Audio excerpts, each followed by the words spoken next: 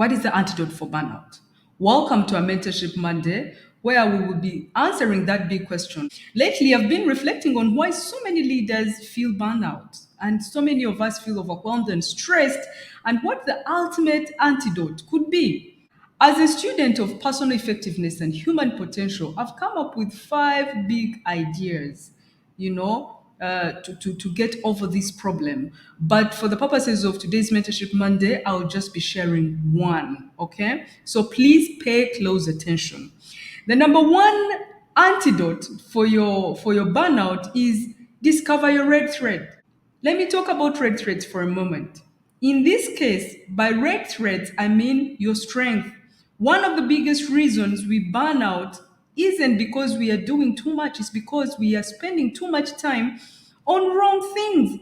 As Greg Markion wisely said, burnout doesn't happen because we are doing too much. It happens because we are doing too much of what doesn't energize us, you know? So, what are the red threads? Let me put it this way, and this comes from the work done by Marcus Buckingham. He talks about your red threads, which is basically your strength. So, in the multitude of projects and activities that you do on a daily basis, on or weekly basis, annual basis, you've got to identify those red threads. Now, the red threads are those activities that actually bring you to life, that you're good at, that bring you to life, that energize you, and all that, okay?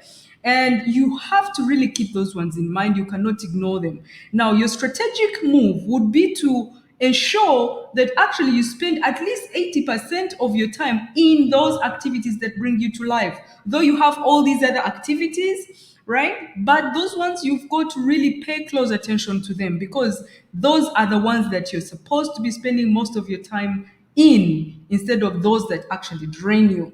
I was once invited to be part of the panel at the Young African Professionals in Washington, D.C. to discuss how to amplify your voice. And my first thought was, you need to find your voice first before you can amplify it. Our discussion then completely changed to how to discover your voice, because the point is not amplifying. The main point is actually discovering it.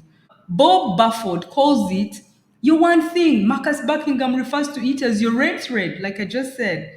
These are the tasks that and projects of activities that light you up, the ones that make time fly while filling you with energy rather than draining you. John Maxwell calls it your sweet spot. The key to avoiding burnout is identifying, investing, and intentionally working from your strength zone.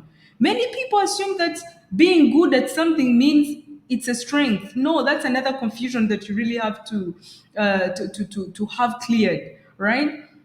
That is not always true. A true strength is something that energizes you. So, for instance, if you're a doctor and you're very good at what you do, you spend your night, saving someone's life, but you feel exhausted at the end, you hate your life, you hate your job, you hate everything. That's really not a strength. A strength is when you spend that night saving this life, and you will wake up in the morning looking forward to even go back to save another life. Like, you feel energized, right, to do that. Now that is a strength. That is what we call a strength.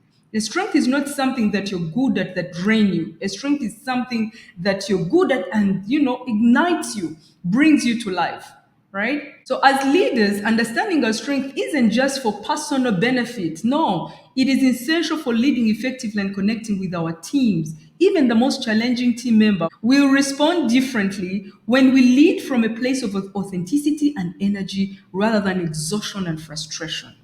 Imagine a world where people dedicated themselves to discovering and operating from their true strength.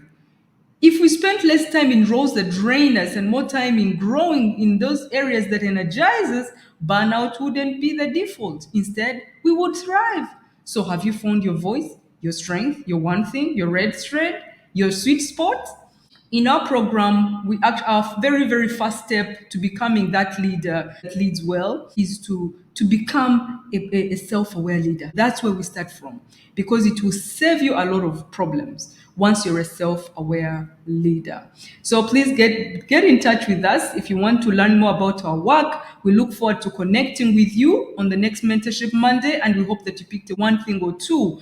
Okay? Have a fantastic week ahead.